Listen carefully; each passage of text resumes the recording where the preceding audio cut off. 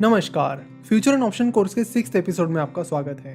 पिछले लेक्चर में हमने प्रैक्टिकली फ्यूचर्स को कैसे बाय सेल करते हैं इसके बारे में जाना और इस लेक्चर में हम बात करेंगे कि फ्यूचर्स के कौन कौन से एप्लीकेशंस हैं। तो हमने देखा कि फ्यूचर्स शॉर्ट सेलिंग के लिए यूज़ किया जाता है, फ्यूचर्स हेजिंग के लिए भी यूज़ किया जाता है।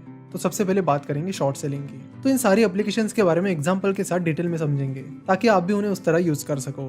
तो सबसे पहले हम बात करेंगे शॉर्ट सेलिंग की। मान लीजिए कि कोई स्टॉक है जो 100 रुपए का चल रहा है। आपको लगता है कि वो स्टॉक आने वाले टाइम में गिर जाएगा, यानी 80 रुपए तक उसकी प्राइस जा सकती है। तो जनरली कैश मार्केट में हम देखते हैं कि जब भी शेयर की प्राइस ऊपर जाती है तब हमें प्रॉफिट मिलता है, शेयर की प्राइस नीचे जाती है तब हमें लॉस होता है। इसलिए कैश मार्केट में हम देखते हैं कि वो कौन सी कंपनीज है जिनकी प्राइस आने वाले टाइम में बढ़ सकती है, सो दैट आपको उससे प्रॉफिट हो। तो लास्ट लेक्चर में हमने देखा कि अगर आपको कैश मार्केट में शॉर्ट सेलिंग करनी है तो आप बस इंट्राडे के लिए कर सकते हो, लेकिन आप एक दिन के लिए नहीं, एक दिन से ज्यादा टाइम पीरियड के लिए शॉर्ट सेलिंग करना चाहते हो, क्योंकि आपको लगता है कि ये स्टॉक एक दिन में नहीं लेकिन आने वाले कुछ दिनों में 80 रुपए तक जा सकता है। तो ऐसे टाइम आपको फ्यूचर्स का इस्तेमाल करना होता है। तो आपको करना ये है कि जैसे कि कैश मार्केट में उस शेयर की प्राइस 100 रुपए चल रही है, तो फ्यूचर्स में आपको उसका कॉन्ट्रैक्ट 100 रुपए के करीब मिल जाएगा। लेट्स से कि आपको उस स्टॉक का फ्यूचर कॉन्ट्रैक्ट 100 रुपए में मिलता है, तो आपको करना ये है कि 100 रुपए की प्राइस पर उस फ्यूचर कॉन्ट्रैक्ट को आपको सेल करना है। मान लेते कि उस स्टॉक के एक लॉट में 50 शेयर्स है, तो एक लॉट की पूरी साइज हुई 100, जो कि इस फ्यूचर की प्राइस है मल्टीप्लाइड बाय 50,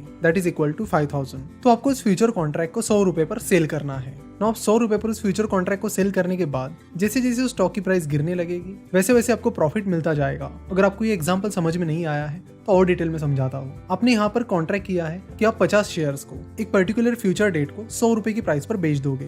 फ्यूचर कॉन्ट्रैक्ट में हम यही करते हैं ना कि फ्यूचर डेट के लिए कॉन्ट्रैक्ट करते हैं। तो यहाँ पर कोई चीज खरीदने की बजाय आपने उस शेयर को बेचने का कॉन्ट्रैक्ट किया है। उस फ्यूचर डेट पर आप उन शेयर्स को 100 रुपए की प्राइस पर बेच दोगे। नाउ जैसे जैसे शेयर की प्राइस 100 रुपए से नीचे चली जाती है आपका प्रॉफिट बढ़ने लगता है, यानी जिस दिन आपका कॉन्ट्रैक्ट एक्सपायर हो रहा है उस दिन उस शेयर की प्राइस आपके प्रेडिक्शन के अनुसार 80 रुपए पर चली जाती है। तो उसका मतलब है कि उस दिन आप उस शेयर को 80 रुपए में खरीद सकते हो, लेकिन आपका कॉन्ट्रैक्ट है कि आपको उन शेयर्स को 100 रुपए की प्राइस पर बेचना है। तो 20 रुपए आपके लिए प्रॉफिट हो गया। वही जो सामने वाली पार्टी है उन्हें लॉस हो गया, क्योंकि वो शेयर मार्केट में 80 रुपए में मिल रहा है लेकिन सामने वाली पार्टी उसे 100 रुपए में खरीद रही है, क्योंकि उन्होंने आपके साथ वही कॉन्ट्रैक्ट किया था कि आने वाली फ्यूचर डेट पर मैं 50 शेयर 100 रुपए की प्राइस पर बेच दूंगा। और उस सामने वाली पार्टी ने आपके साथ ये कॉन्ट्रैक्ट किया था कि उस फ्यूचर डेट को वो उन 50 शेयर्स को आपसे 100 रुपए की प्राइस पर खरीद लेंगे।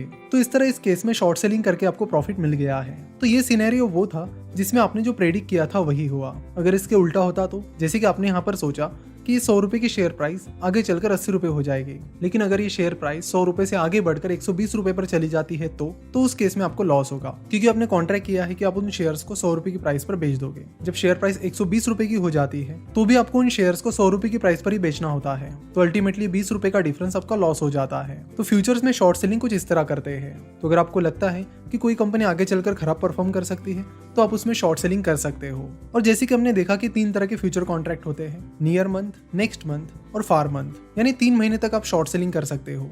जैसे कि अभी जनवरी चल रहा है तो आप जनवरी महीने के फ्यूचर खरीद सकते हो, फेब के और मार्च के खरीद सकते हो, अप्रैल के नहीं खरीद सकते। हाँ, आप कॉन्ट्रैक्ट रोल ओवर कर सकते हो, यानी उस कॉन्ट्रैक्ट को आगे कंटिन्यू कर सकते हो, जिसमें आपको एक्सपायरी के दिन वो कॉन्ट्रैक्ट बेचना होता है और वही कॉन्ट्रैक्ट उसी क्वांटिटी में फिर से खरीदना होता है। जैसे कि अभी जनवरी में अगर आपको सबसे लंबा कॉन्ट्रैक्ट करना है तो आप मार्च के फ्यूचर्स खरीद सकते हो, उसके आगे के नहीं। तो मान लेते कि आपने मार्च के फ्यूचर्स खरीदे हैं। नाउ मार्च के फ्यूचर जिस दिन एक्सपायर हो जाएंगे उस दिन आप उस कॉन्ट्रैक्ट को बेच दो और आने वाले महीनों के कॉन्ट्रैक्ट फिर से खरीद लो। तो मार्च के एक्सपायरी के टाइम आप मई, जून और जुलाई इन 3 महीनों के फ्यूचर कॉन्ट्रैक्ट खरीद सकते हो। तो इस तरह आप एक्सपायरी के दिन उस कॉन्ट्रैक्ट को बेचकर अगले महीने के कॉन्ट्रैक्ट खरीद सकते हो। इस तरह आप रोल ओवर कर सकते हो। लेकिन जब आप कॉन्ट्रैक्ट को रोल ओवर करते हो तो आपको अलग अलग चार्जेस भी लगते हैं। ब्रोकरेज चार्जेस आपको फिर से पे करने होते हैं और उसके साथ ही जो अदर चार्जेस होते हैं वो भी आपको फिर से पे करने होते हैं। इसलिए जब भी आप कॉन्ट्रैक्ट को रोल ओवर करने की कोशिश कर रहे हो तो उस टाइम ये भी चेक करो कि अदर चार्जेस आपको कितने लगेंगे और उसके बाद वो ट्रेड आपके लिए सही होगा या नहीं। तो ये केस थी शॉर्ट सेलिंग की। आशा करता हूं कि आपको वीडियो पसंद आई होगी। वीडियो देखने के लिए और हमसे जुड़े रहने के लिए आपका बहुत बहुत धन्यवाद।